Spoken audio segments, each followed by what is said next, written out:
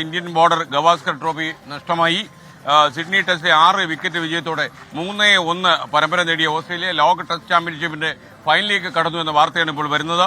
നമ്മുടെ സ്പോർട്സ് ഡെസ്കിൽ നിന്ന് അനിൽ വാസുദേവ് തത്സമയം ചേരുകയാണ്. Anil, good morning. തിരുവനന്തപുരത്തെ കലോത്സവ വേദിയായ വേദി ഒന്നില് ഞാൻ നിൽക്കുകയാണ്. താങ്കൾക്ക് കലോത്സവ വേദിയിലേക്ക് സ്വാഗതം. കായിക മാമാങ്കത്തിന്റെ കാര്യം പറയൂ. അതെ SKN, എന്തായാലും കലോത്സവം തകർക്കുന്ന അതിൻ്റെ ഇടയിൽ കായിക ലോകത്ത് നിന്ന് ഇന്ത്യയെ സംബന്ധിച്ചിടത്തോളം ഒരു നിരാശപ്പെടുത്തുന്ന വാർത്തയാണ്. 10 വർഷത്തെ ഇടവേളയ്ക്ക് ശേഷം ആദ്യമായിട്ട് ഇന്ത്യക്ക് ബോർഡർ ഗവാസ്കർ ട്രോഫി നഷ്ടമായിരിക്കുന്നു എന്നുള്ളതാണ്.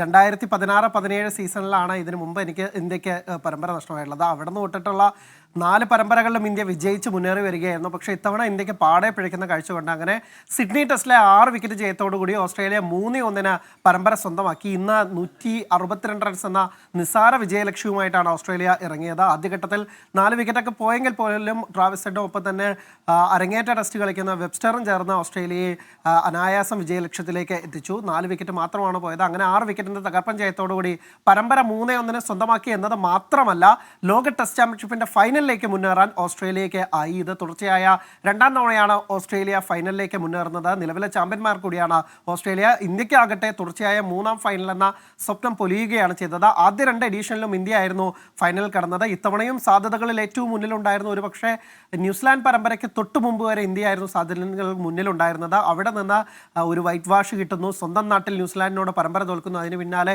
ബോർഡർ ഗവാസ്കർ ട്രോഫിയിൽ കൂടി തോറ്റതോടുകൂടി ഇന്ത്യ പുറത്താവുന്ന കാഴ്ചയാണ് കണ്ടത്.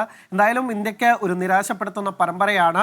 ഇന്ത്യക്ക് ഇതിൽ നിന്ന് അടിമുടി മാറേണ്ടിയിരിക്കുന്നു. ഇനി അടുത്ത പരമ്പര അടുത്ത ജൂണിലാണ് ഉള്ളത്. അതിനു മുമ്പ് ഇന്ത്യൻ ടീമിലൊക്കെ തന്നെ ധാരാളം മാറ്റങ്ങൾ വരുമെന്ന് ഇപ്പോഴേ ചില വാദങ്ങളുണ്ട്. എന്തായാലും രോഹിത് ശർമ്മയുടെയും വിരാട് കോഹ്ലിയുടെയും ഒക്കെ തന്നെ ഭാവി എന്താകും, ഇവർക്ക് പകരമാരെ എന്ന ചോദ്യങ്ങളൊക്കെ ആയിരിക്കും ഇനി വരിക.